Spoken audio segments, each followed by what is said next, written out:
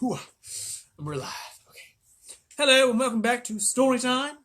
I hope you're all well and enjoying yourselves and living life to the fullest.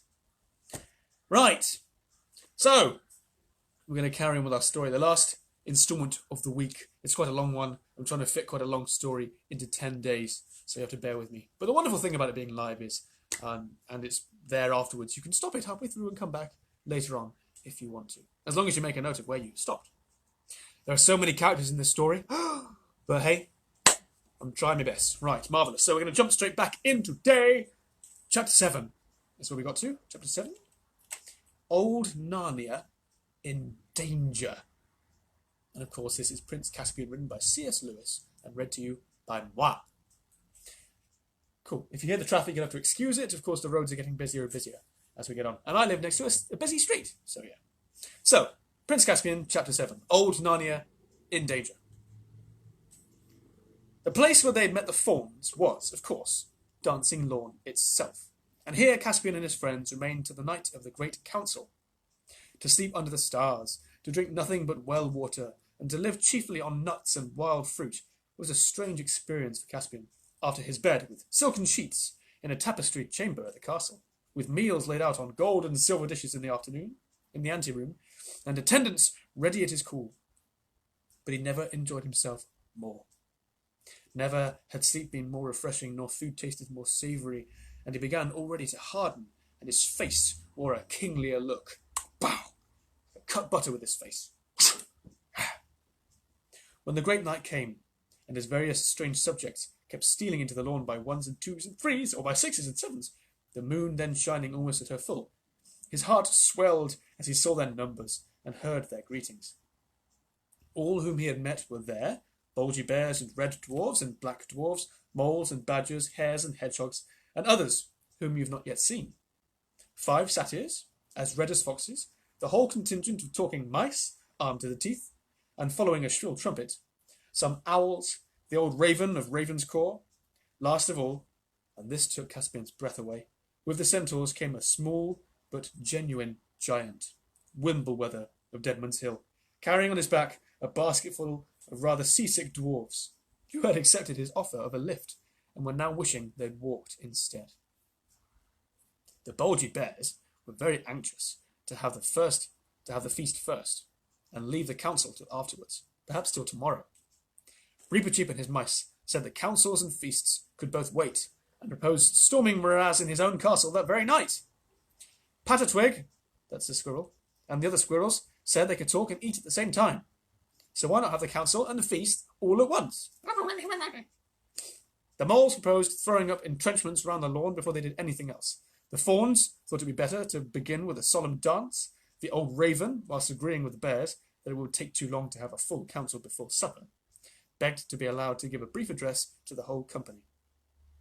But Caspian and the centaurs and the dwarves overruled all these suggestions and insisted on holding a real council of war at once. When all the other creatures had been persuaded to sit down quietly in a great circle, and when, with more difficulty, they had got Patatwig to stop running to and fro and saying, Silence, everyone, for the king's speech! Caspian, feeling a little nervous, got up. Narnians, he began, but he never got any further, for at that very moment, Camillo the hare said, Hush, there's a man somewhere near. They were all creatures of the wild, accustomed to being hunted, and they all became still as statues. Squirrel! Squirrel! What film's that from? Anyway, the beasts all turned their noses in the direction which Camillo had indicated. Smells like man, and yet not quite like man, whispered Truffle Hunter. It's getting steadily nearer, said Camillo.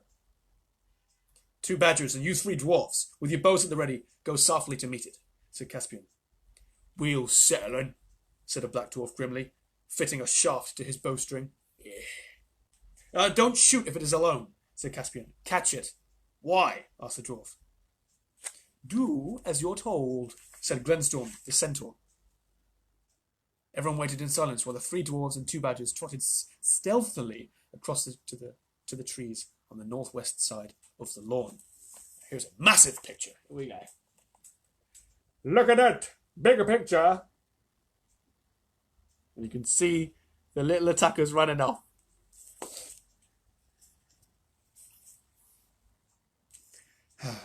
Then came a sharp, dwarfish cry. Stop! Who goes there? And a sudden spring. A moment later, a voice, which Caspian knew well, could be heard saying, all right, I'm unarmed. Take my wrists if you like, worthy badgers, but don't bite through them. I want to speak to the king. Dr. Cornelius! Cried Caspian with joy, and rushed forward to greet his old tutor. Everyone else crowded round. Shh! Story time! Pah! Said Knickerbrick. A renegade dwarf, a half and halfer. Shall I pass my sword through its throat? Be quiet, Knickerbrick, said Trumpkin. The creature can't help its ancestry. This is my greatest friend and the saviour of my life, said Caspian, and anyone who doesn't like his company may leave my army at once. Dearest doctor, I am glad to see you again. However did you find us out? By a little use of simple magic, your majesty, said the doctor, who was still puffing and blowing from having walked so fast. But there's no time to go into that now. We must all fly from this place at once. You are already betrayed, and Mirage is on the move. Before midday tomorrow you will be surrounded. Betrayed, said Caspian. And by whom? Another renegade dwarf, no doubt, said Knickerbrick. By your horse, Destria, said Dr. Cornelius. That's funny. By your horse, Destria. I'm enjoying doing his accents, as you can probably tell. The poor brute knew no better. When you were knocked off, of course he went dawdling back to his stable in the castle. Then the secret of your flight was known. I made myself scarce, having no wish to be questioned about it, in Mirage's torture chamber. I had a pretty good guess from my crystal as to where I should find you. But all day, that was the day before yesterday, I saw Mirage's tracking parties out in the woods. Yesterday I learned that his army is out. I don't think some of your pure-blooded dwarves have as much woodcraft as might be expected. There's a person in the background. You've left tracks all over the place. Great carelessness. At any rate, something has warned Mirage, that he warned him, that old Narnia is not so dead as he had hoped, and he is on the move. Hooray! Hooray! Said a very shrill and very small voice from somewhere at the doctor's feet. Let them come! All I ask is that the king would put me and my people on the front. What on earth? Said Dr. Cornelius. Had your majesty got grasshoppers or mosquitoes in your army? Then after stooping down and peering carefully through his spectacles, he broke into a laugh. By the lion, he swore, it's a mouse! Signor Mouse, I desire your better acquaintance. I am honoured by meeting so valiant a beast. My friendship you shall have, learned man, piped Reepicheep. And any dwarf or giant in the army who does not give you good language shall have my sword to reckon with. Is there time for this foolery? Asked Knickerbrick. What are our plans? Battle or flight? Oh, hang on, this is Trumpkin. Battle, if need be, said Trumpkin. But we're hardly ready for it yet, and this is no very defensible place. I don't like the idea of running away, said Caspian. Hear him, said the Bolgy Bears. Whatever we do, don't let's have any running, especially not before supper, and not too soon after it either. Those who run first do not always run last, said the centaur. And why should we let the enemy choose our position instead of choosing it ourselves? Let us find a strong place. That's wise, your majesty, that's wise, said Truffle Hunter. But where are we to go? Asked several voices. Your majesty, said Dr. Cornelius, and all your variety of creatures, I think we must fly east, and down the river to the great woods. The Telmarines hate that region. They have always been afraid of the sea and of something that may come from over the sea. That is why they have let the great woods grow up. In traditions, it speaks true. The ancient Cair Paravel was at the river mouth. All that part is friendly to us and hateful to our enemies. We must go to Aslan's How. Aslan's How? Said several voices. We don't know what that is. It lies within the skirts of the great woods. and it is a huge mound which Narnians raised in very ancient times over a very magical place, where there stood, and perhaps still stands, a very magical stone. The mound is all hollowed out within its galleries and caves, and the stone is in the central cave of all. There is room in the mound for all our stores, and those of us who have most need of cover and are most accustomed to underground life can be lodged in the caves. The rest of us can lie in the wood. At a pinch, all of us, except this worthy giant, could retreat into the mound itself, and there we should be, beyond the reach of every danger, except famine. It is a good thing we have a learned man amongst us, said Truffle Hunter. But Trumpkin muttered under his breath, Soup and celery. I wish our leaders would think less about these old wives' tales and more about victuals and arms. But all approved of Cornelius's proposal, and that very night, half an hour later, they were on the march. Before sunrise they arrived at Aslan's house. But they didn't have their big meeting. Or maybe they did. Cornelius just came and ruined it all. Or maybe he didn't. I'm going to leave it there for a second. And play. Right, carry on. It was certainly an awesome place. A round green hill on top of another hill, long since grown over with trees, and one little low doorway leading into it. The tunnels inside were a perfect maze till you got to know them, and they were lined and roofed with smooth stones, and on the stones, peering in the twilight, Caspian saw strange characters and snaky patterns, and pictures in which the form of a lion was repeated again and again. It all seemed to belong to an even older Narnia than the Narnia of which his nurse had told him. It was after they had taken up the quarters and around the Howe that fortune began to turn against them. King Miraz's scouts soon found their new lair, and he and his army arrived on the edge of the woods. And, as so often happens, the enemy turned out stronger than they had reckoned. Caspian's heart sank as he saw company after company arriving. And though Miraz's men may have been afraid of going into the wood, they were even more afraid of Miraz. And with him in command, they carried battle deeply into it, and sometimes almost to the Howe itself. I've got a picture here. I'll show you in a second. Caspian and other captains, of course, made many sorties into the open country. Thus there was fighting on most days, and sometimes by night as well. But Caspian's party had on the whole the worst of it. Oh, not good. There's a picture of their little camp. At last there came a night when everything had gone as badly as possible, and the rain, which had been falling heavily all day— I wish we could have some rain! Stop it! Ceased at nightfall, only to give the place a raw cold. That morning Caspian had arranged what was his biggest battle yet, and all had hung their hopes on it. He, with most of the dwarves, was to have fallen on the king's right wing at daybreak, and then, when they were heavily engaged, giant Wimbleweather, with the centaurs and some of the fiercest beasts, was to have broken out from another place and endeavoured to cut the king's right off from the rest of the army. But it had all failed. No one had warned Caspian, because no one in these later days of Narnia remembered. The giants are not at all clever. Poor Wimbleweather, though as brave as a lion, was a true giant in that respect. He had broken out at the wrong time and from the wrong place, and both his party and Caspian's had suffered badly and done the enemy little harm. The best of the bears had been hurt, a centaur terribly wounded, and there were few in Caspian's party who had not lost blood. It was a gloomy company that huddled under the dripping trees to eat their scanty supper. The gloomiest of all was giant Wimbleweather. He knew it was all his fault. He sat in silence, shedding big tears, which collected on the end of his nose. Shh! Motorbikes are loud.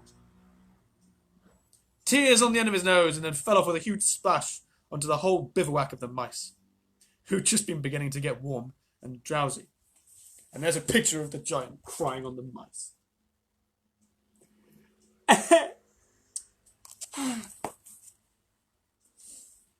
They all jumped up, that's the mice, shaking the water out of their ears and wringing their little blankets, and asked the giant in shrill but forcible voices whether he thought they weren't wet enough without this sort of thing. What do you think you're doing up there? And then other people woke up and told the mice that they'd been enrolled as scouts and not as a concert party, and asked why they couldn't keep quiet. And Wimbleweather tiptoed away to find some place where he could be miserable in peace, and stepped on somebody's tail, and somebody, they said afterwards it was a fox, bit him, and so everyone was out of temper, but in the secret and magical chamber at the heart of the house, King Caspian, with Cornelius and the Badger and Nickabrick and Trumpkin, were at the council. Thick pillars of ancient workmanship supported the roof. In the centre was the stone itself, a stone table, split right down the centre, and covered with what had once been the writing of some kind. But ages of wind and rain and snow had almost worn it away in old times, when the stone table had stood on the hilltop, and the mound had not yet been built above it. They were not using the table nor sitting round it. It was too magic a thing for any common use. They sat on logs, a little way from it. Between them was a rough wooden table, on which stood a rude clay lamp lighting up their pale faces and throwing big shadows on the walls. "If your majesty is ever to use the horn," said Truffle Hunter, "I think the time has now come." Caspian had, of course, told them of his treasure several days ago. "We are certainly in great need," answered Caspian, "but it is hard to be sure we are at our greatest. Supposing there came an even worse need and we already used it up." "By that argument," said Nickabrick, "your majesty will never use it until it is too late." "I agree with that," said Dr. Cornelius. "And what do you think, Trumpkin?" asked Caspian. "Oh, as for me," said the Red Dwarf, who'd been listening with complete indifference, "your majesty knows I think the horn, and that bit of broken stone over there, and your great King Peter, and your lion Aslan are all eggs in moonshine. It's all one to me. Hang on. Yeah, it's all one to me when your majesty blows the horn. Makes no difference. All I insist on is that the army is told nothing about it. There's no good raising hopes of magical help, which, as I think, are to be sure to be disappointed. Then, in the name of Aslan, we will wind Queen Susan's horn. Or should I say, wind it. Same spelling. There's English for you. What can I say? Wind it. There is one thing, sire, said Dr. Cornelius. That should perhaps be done first. We do not know what form the help will take. It might call Aslan himself from overseas. But I think it is more likely to call Peter the High King and his mighty consorts from the high past. But in either case, I do not think that we can be sure that the help will come to this very spot. Oh, you never said a truer word, put in Trumpkin. I think, went on the learned man, that they or he will come back to one of the old places of Narnia. This, where we now sit, is the most ancient and most deeply magical of all, and here I think the answer is likeliest to come.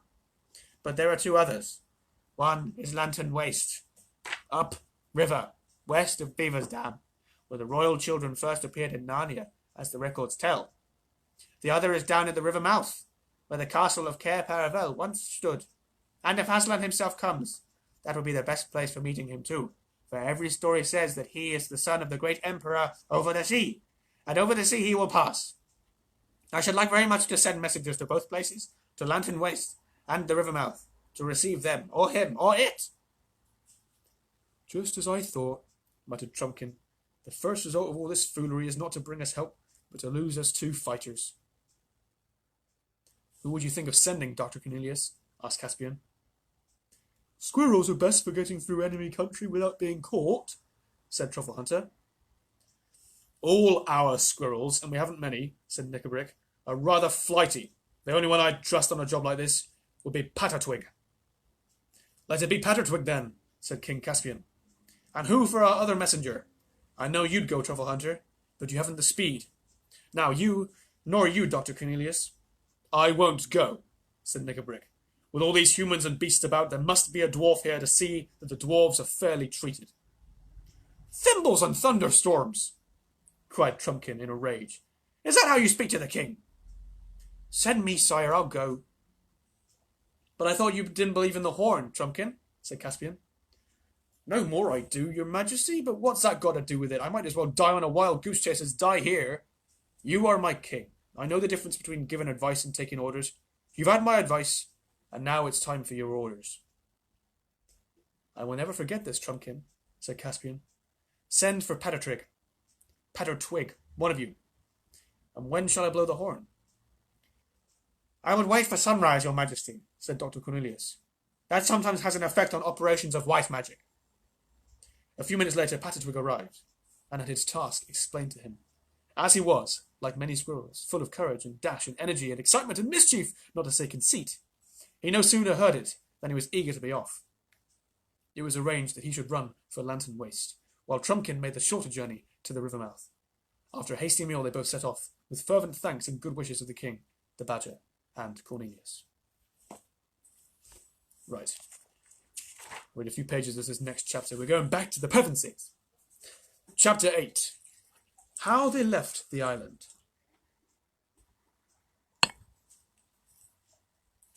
And so, said Trumpkin, for as you've realised, it was he who had been telling all this story to the 4 children, sitting on the grass in the ruined hall of Cair Paravel.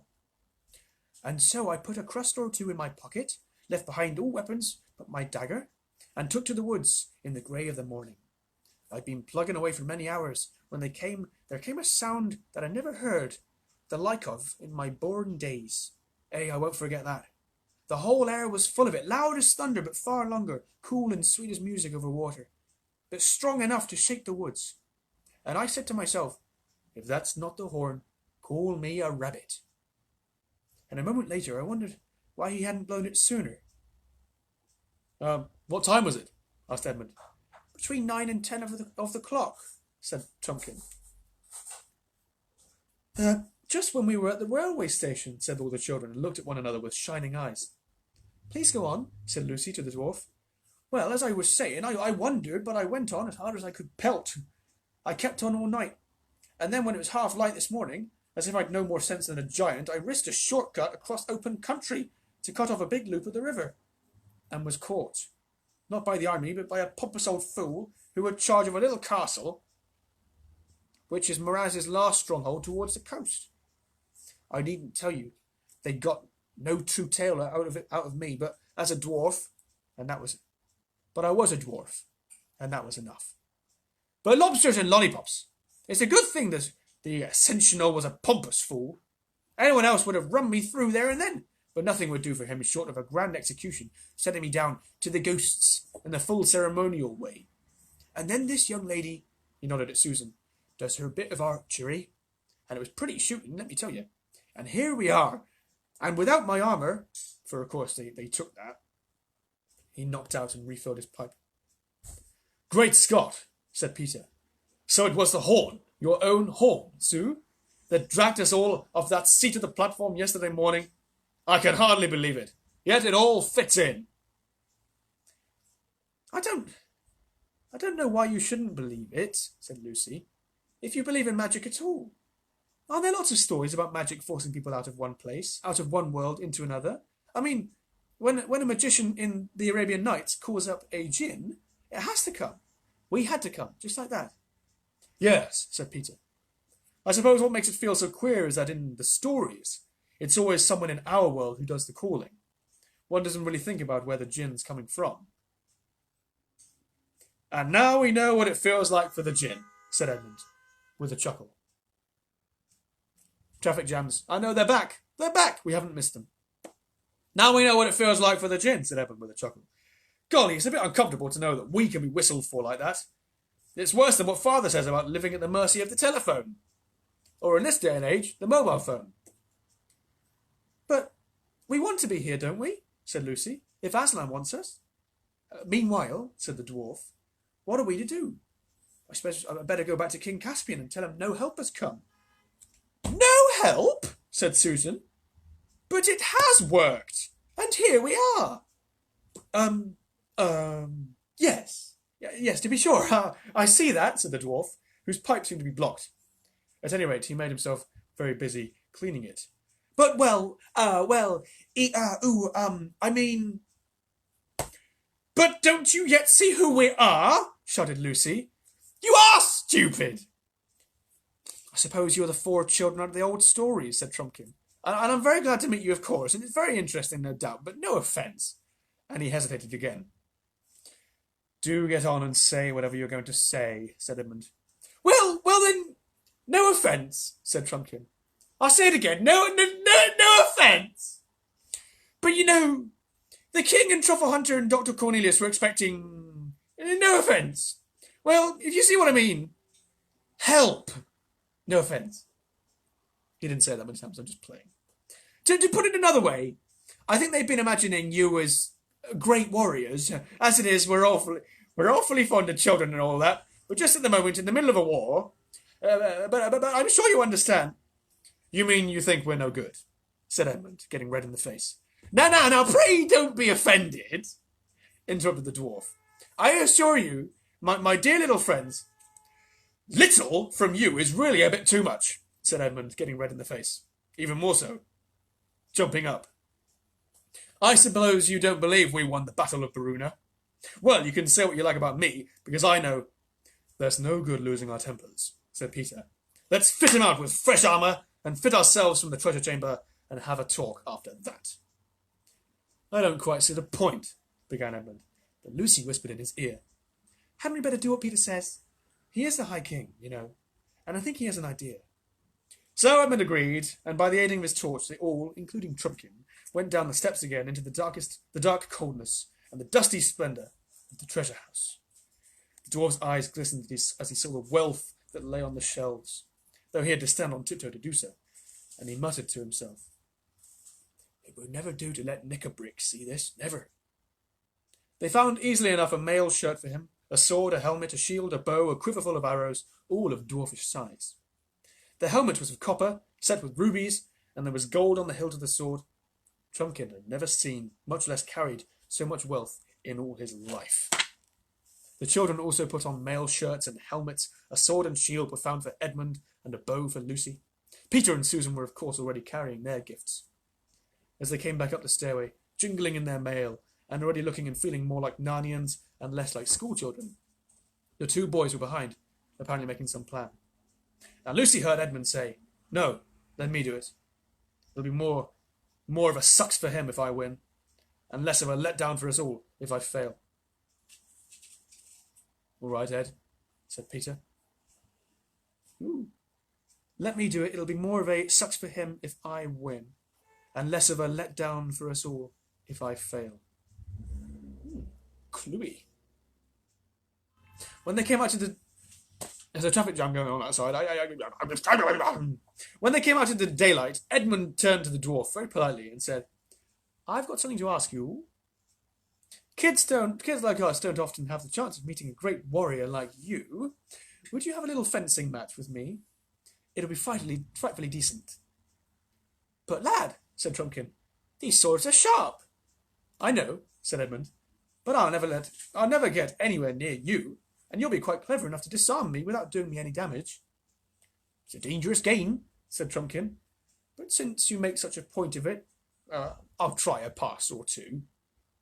Both swords were out in a moment, and the three others jumped off the dais and stood watching. It was well worth it. It was not like the silly fighting you see with broadswords on stage. It was not like even the rapier fighting which you sometimes see, rather better done. This was real broadsword fighting. The great thing is to slash at your enemy's legs and feet because they're the part that have no armour. And when he slashes at yours, you jump with both feet off the ground so that his blows go under them. This gave the dwarf an advantage because Edmund, being much taller, had to be always stooping. I don't think Edmund would have had a chance if he had fought Trumpkin 24 hours earlier. But the air of Narnia had been working upon him ever since they arrived on the island, and all his old battles came back to him, and his arms and fingers remembered their old skill. He was King Edmund once more. Round and round the two combatants circled, stroke after stroke they gave, and Susan, who never could learn to like this sort of thing, shouted out, "Oh, do be careful!" And then so quickly that no one, unless they knew, as Peter did, could quite see how it happened. Edmund flashed his sword round with a peculiar twist. The dwarf's sword flew out of his grip, and Trumpkin was wringing his empty hand, as you do after a sting from a cricket bat. Ow! Yo-yo! Ha ha! Eat that, dwarf! That's what you get. No offence, he said. Not hurt, I hope, my dear little friend, said Edmund, panting a little and returning to his sword to its sheath. I see the point, said Trumpkin dryly. You know a trick that I never learned. That's quite true, put in Peter. The best swordsman in the world may be disarmed by a trick that's new to him. I think it's only fair to give Trumpkin a chance at something else. Will you have a shooting match with my sister? There are no tricks in archery, you know. Ah, you jokers, you! said the dwarf. I begin to see. As if I didn't know how she can shoot, after what happened this morning. All the same, I'll have a try. He spoke gruffly, but his eyes brightened, for he was a famous bowman among his own people. All 5 of them came into the courtyard. What's to be the target? Asked Peter. I think that apple hanging over on the wall on the branch should do. The apple hanging over the wall on the branch, said Susan. That'll do nicely, lass, said Trumpkin. You mean the yellow one near the middle of the arch? No, not that, said Susan. The red one up above, over the battlement. The dwarf's face fell. Looks more like a cherry than an apple, he muttered. He said nothing out loud, though. They tossed up for the first shot, greatly to the interest of Trumpkin, who'd never seen a coin toss before. And Susan lost. They were to shoot from the top of the steps that led to the hall into the courtyard, from the hall into the courtyard. Everyone could see from the way that the dwarf took his position and handled his bow that he knew what he was about. Twang went the string. It was an excellent shot. The tiny apple shook as the arrow passed, and a leaf came fluttering down. Then Susan went to the top of the steps and strung her bow. She was not enjoying her match half so much as Edmund had enjoyed his. Not because she had any doubt about hitting the apple, but because Susan was so tender-hearted that she almost hated to beat someone who'd been beaten already. The dwarf watched her keenly as she drew the shaft to her ear. A moment later, with a little soft thump, which they could all hear in that quiet place, the apple fell to the grass, with Susan's arrow in it. And there's a picture. Why not? Oh, we're gone after the half-an-hour mark. I'll have to find a place to finish it. I'll go on a few more lines.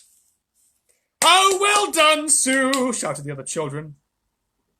It really wasn't any better than yours, said Susan to the dwarf. I think there was a tiny breath of wind as you shot. No, there wasn't, said Trumpkin. Don't tell me. I know when I'm fairly beaten. I won't even say that the scar of my last wound catches me a bit when I get my arm well back. Oh, are you wounded? Asked Lucy. Do let me look. It's not a sight for little girls, began Trumpkin.